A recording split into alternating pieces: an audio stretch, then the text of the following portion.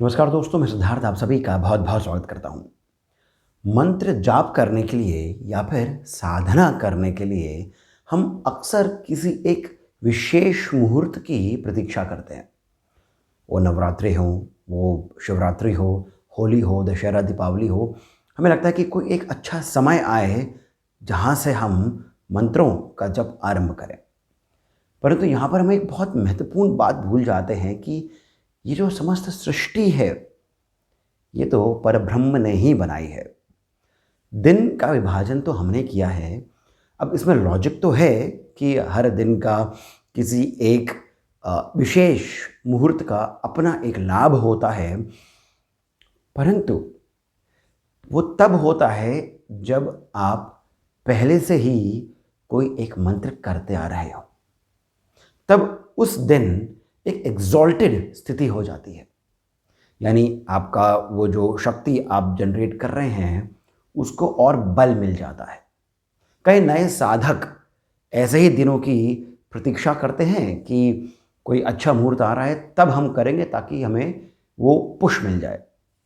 परंतु ज़रा सोचिए कि यदि आप पहले से ही करते आ रहे हैं, मंत्रों का जब आप पहले से ही करते आ रहे हैं, तब उस दिन उस शुभ मुहूर्त में आपको और अधिक बल मिल जाएगा, उतना अधिक आपको ऊर्जा मिलेगी।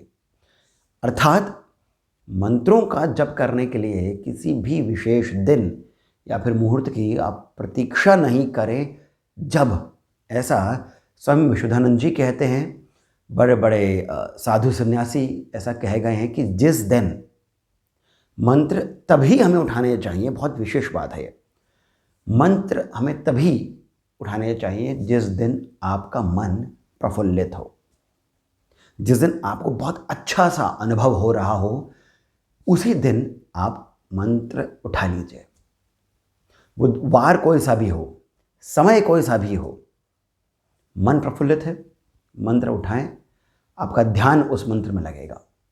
दूसरी महत्वपूर्ण बात यह है कि 5 दिन, 7 दिन, 10 दिन के लिए मंत्रों को नहीं करें, कोई लाभ नहीं होता है।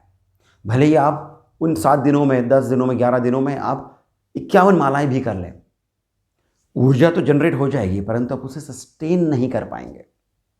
अर्थात वो ऊर्जा जनरेट हो गई, वो फ्रिक्शन हो गया। सर्दियों में हम अपना हाथ मलते हैं, तो हाथ मल लिया तो उतनी देर के लिए जब तक हम कर रहे हैं तब तक गर्म हो गया, उसके बाद क्या? तो मंत्र करके हम ऊर्जा जनरेट कर लेते हैं, पर यदि हम उसे आगे कंटिन्यू नहीं करते हैं तो उसका कोई अर्थ नहीं रह जाता है। इसी कारण मंत्र जो हैं आप लंबी अवधि के लिए करें, 6 महीनों के लिए, 3 महीने तो कम से कम, 90 दिन, 6 महीने, साल भर, 2 साल करते रहें। एक नियम के साथ आप उसे करते रहें। आपको जो उसका लाभ मिलेगा, उसकी जो शक्तियाँ आप महसूस कर पाएंगे, वो कुछ और ही होगी। ये तो हो गई पहली बात मंत्रों को लेकर के। परंतु अब बात यहाँ पर आती है कि मंत्र कार्य कैसे करते हैं। तो यहाँ पर ज्ञानगंज के परमहंस, ज्ञानगंज के सिद्ध श्री विशुद्धानंद जी महाराज ने कहा है कि मंत्र जो होते हैं वे आपको सशक्त करते हैं, अर्थात आपको वो तैयार करते हैं उस ऊर्जा को ग्रहण करने के लिए जो आपके ही आसपास है, आप ही के भीतर है।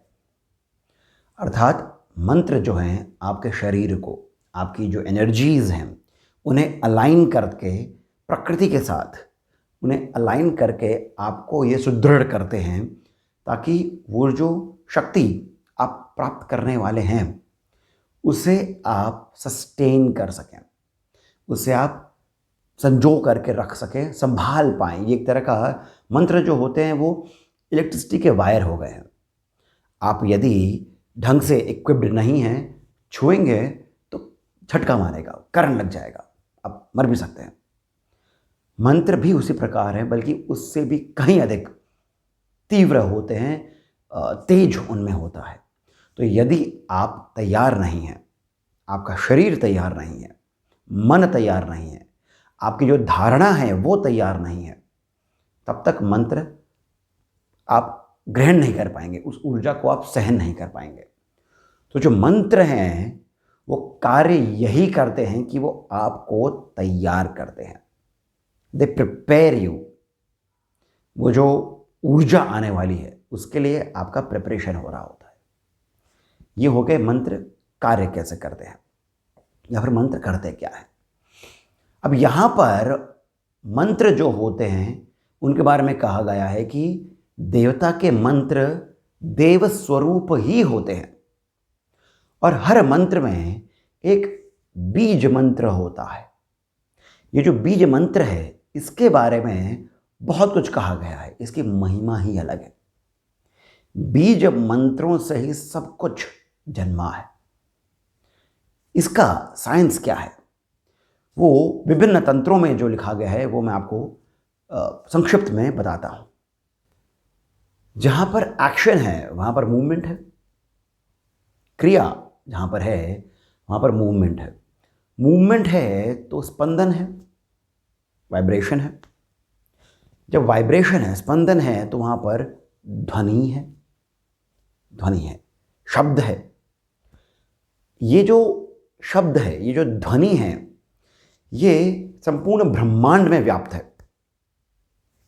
कण कण में व्याप्त है, क्योंकि ये पूरा ब्रह्मांड ही क्रियाशील है, चल रहा है, इसमें मूवमेंट हो रही है। संपूर्ण ब्रह्मांड के एक एक कण में जब मूवमेंट हो रही है तो कण कण में स्पंदन हो रहा है। जो स्पंदन है वहाँ पर ध्वनि भी है, शब्द भी है, परंतु वो सामान्य जन को सुनाई नहीं देती है। जो योगी होते हैं, जो साधक होते हैं, वे ही केवल इस ध्वनि को सुन पाते हैं। अब ये जो ध्वनि है ये किस प्रकार से हमें सुनाई देती है या फिर किस प्रकार से कार्य करती है। जब प्रकृति पुरुष के साथ में एकात्म होती है तब उसे कहा जाता है साम्य अवस्था, इक्विलिब्रियम में है। पुरुष प्रकृति एकात्म है, परब्रह्म अपनी शक्ति के साथ उस चिदाकाश में है, तब कुछ भी स्पंदन नहीं हो रहा है, कुछ नहीं हो रहा है। ये हो गई है साम्य अवस्था। तंत्र में ऐसा बताया गया है। फिर हल्का सा वाइब्रेशन हुआ। फर्स्ट वाइब्रेशन जब हुआ, जब परब्रह्म की इच्छा हुई, तब जो स्पंदन हुआ वो हुआ वही साम्य अवस्था। वही साम्य अवस्था अर्थात बिखराव है, डिस्टर्बेंस है, कहीं भी कुछ भी जा रहा है।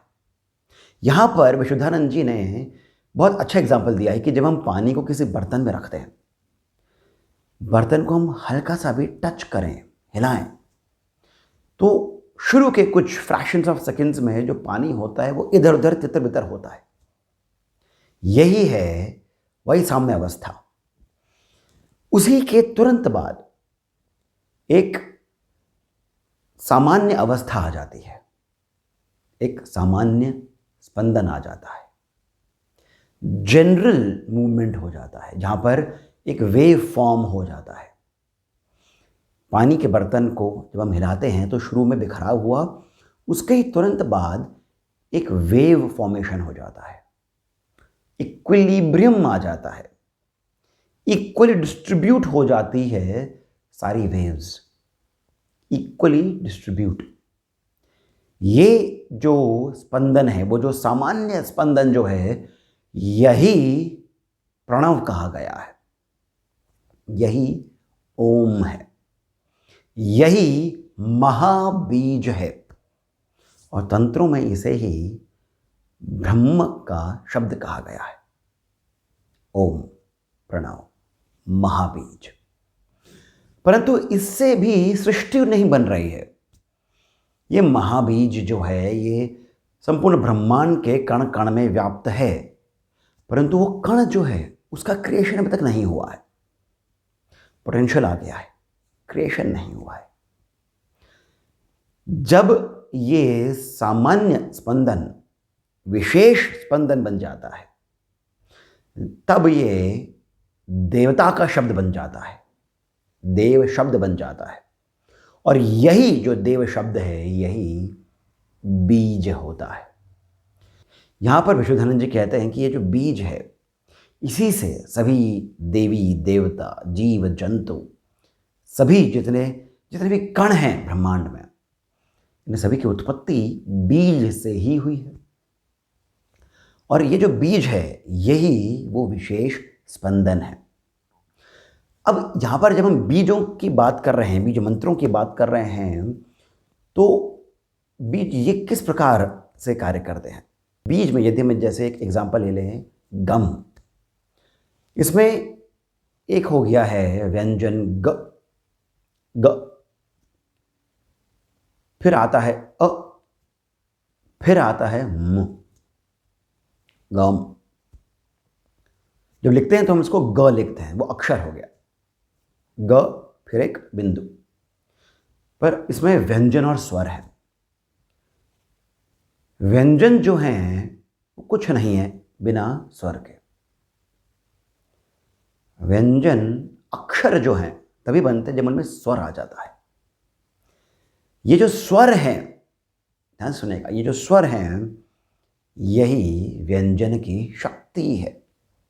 वो जो अक्षर है, जो कभी क्षर नहीं होते, उनकी जो शक्ति है वो ये स्वर है, ध्वनि, शब्द।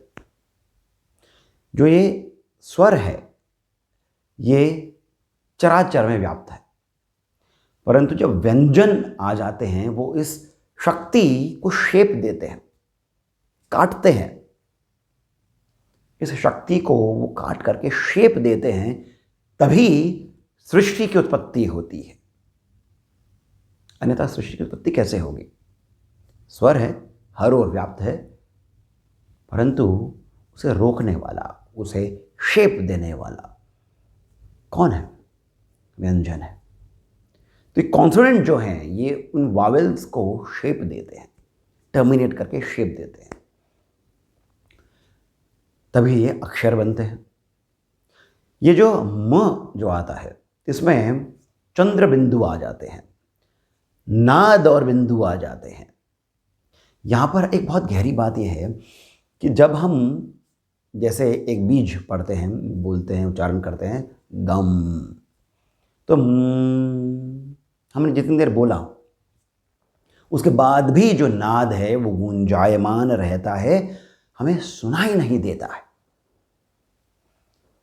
कम, गम, लम, यम, यम, ये यहाँ पर समाप्त हो गया, परंतु इसका अपना एक नाद है जो हमें सुनाई नहीं देता है। वो केवल योगियों को सुनाई देता है, साधकों को, उच्च कोटि के साधकों को सुनाई देता है।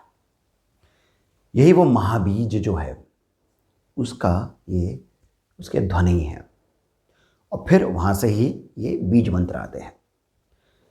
तो बीज जो हैं वो इसी प्रकार से कार्य करते हैं। बीज के बारे में ये भी कहा गया है कि ये ही वो देवता का संपूर्ण अंग है।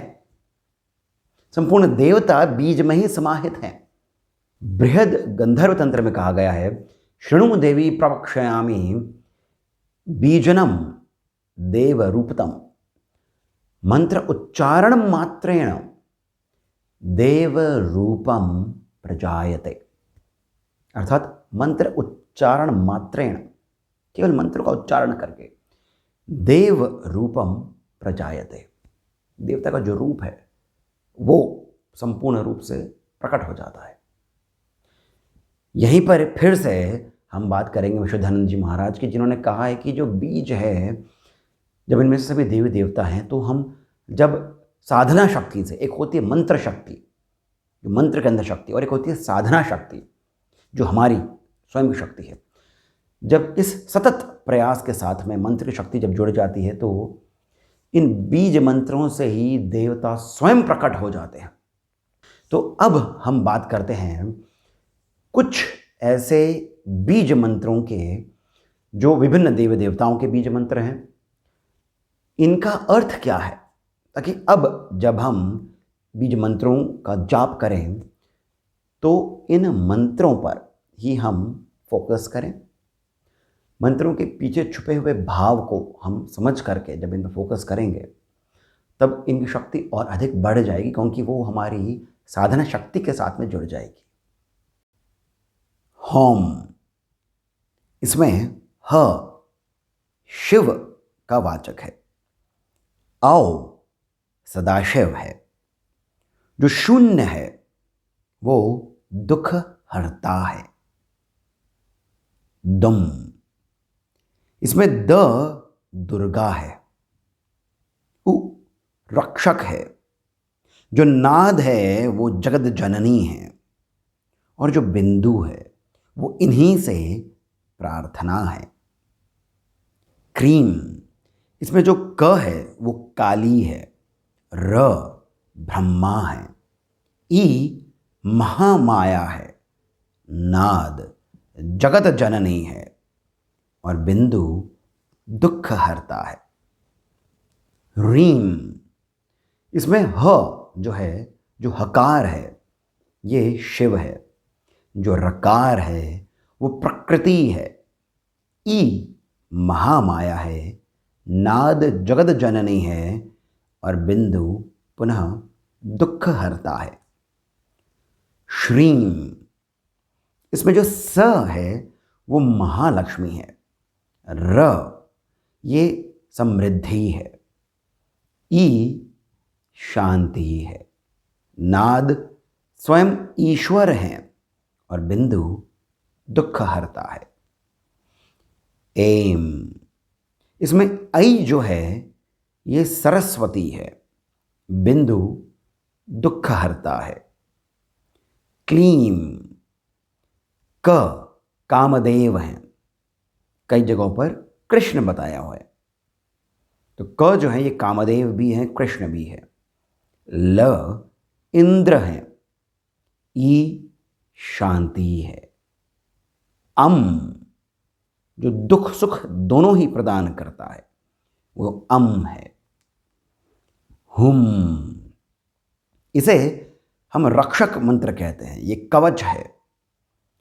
ह, हुम का ह जो है वो शिव है। उ, ये भैरव हैं। नाद ये परा है। बिंदु ये दुख निवारक है। गम, इसमें जो ग है वो गणेश है।